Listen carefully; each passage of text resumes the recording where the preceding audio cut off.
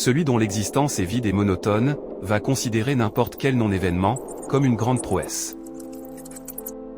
Quand le verre est vide, n'importe quel insecte qui y tombe, prendra de l'ampleur, se trouvera zoomé, scruté et valorisé. Quand le film est ridicule, n'importe quel clown pourra y jouer la vedette. Au pays du farniente, le rien est roi. L'Algérie c'est le pays de rien. Le pays du vide, du creux, du stérile. Rien ne se produit chez eux. Ils ne réalisent rien, leur activité unique c'est l'attente et la procrastination, ils attendent. Attendent. Et le plus ils sont déçus, ils attendent davantage. Ils attendent tout et rien. Ils ont changé leur régime, et rien ne s'est réalisé. On leur a tout promis, des méga projets économiques jusqu'aux exploits sportifs, et rien. Ils sont un État en sursis. Une jachère en permanence. Un fœtus avorté. Un désert qui produit les mirages et les promesses sans lendemain. Une jungle où l'on se venge sur le désespoir et on le tue à coups d'espérance, dingue et sotte, une contrée où tout est stérile sauf l'illusion. La vacuité de leur sort a créé chez eux un culte du néant. Ils passent leur existence à embellir et chouchouter leur rien. Ils exagèrent leurs réalisations les plus piètres. Ils ont recours à la forfanterie en décrivant le rien qui s'accomplit chez eux.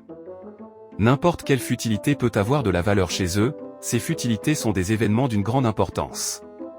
Faute de pouvoir réaliser rien de concret, de plein, de véridique, d'important. Ils raffolent de ce qui est formel, trompeur, improbable, insignifiant, leurs œuvres sont l'emphase et les slogans. Ils n'existent que par du bruit qui n'a ni sens, ni raison ni aboutissement.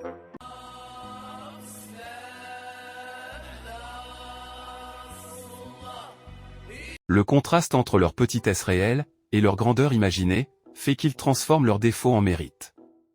Et tentent toujours d'extraire un mégot de dignité, dans un amas d'humiliation. Ils excellent dans le recyclage de la honte. Quand tout le monde se moque d'eux, ils disent que tout le monde s'intéresse à eux. Quand les autres les rejettent, ils disent qu'ils ont fait mal à l'ennemi. Quand ils sont isolés, ils disent qu'ils sont uniques et sans pareil. Quand on les méprise, ils disent que c'est à cause de leur grandeur qu'ils font l'objet d'un complot universel. Leur vassalité vis-à-vis des Russes devient un défi à l'Occident. L'échec diplomatique devient un attachement aux principes, et un refus de faire des concessions. Le fiasco touristique se décrit comme un maintien des valeurs conservatrices, et de la chasteté de la société. L'échec économique devient un refus de l'endettement extérieur. L'extermination de leurs ancêtres par la France devient une épopée de résistance. Pour amplifier leur rien, ils changent les normes de la pensée, voici leur technique. Ils changent le naturel en acquis. Ils peuvent se vanter par exemple que le soleil brille sur leur pays ou que la couleur de leur mer est bleue. Ils changent le commun en particulier. Ils se sont comportés comme s'ils étaient les seuls à posséder du gaz, cette ressource commune à tout le monde est devenue leur exclusivité. Ils changent l'exception en règle. Ils ont pris l'obtention hasardeuse de la CAN, comme une prérogative footballistique immuable. Ils changent l'universel en local. Si une éclipse apparaît dans leur pays, ils diront qu'elle est algérienne. Ils changent l'antique en nouveau. S'ils arrivent à faire ce que les humains ont fait depuis des siècles, ils disent qu'ils sont les premiers à le faire, et les pionniers dans le domaine. Ils changent la honte en mérite. Ils ont loué le comportement d'un voleur des leurs, qui, en découvrant que sa victime était palestinien, il lui avait rendu son portefeuille. Ils changent le banal en miracle. Un chat animé par la chaleur de la mosquée, et attiré par l'odeur de je ne sais quoi devient un miracle.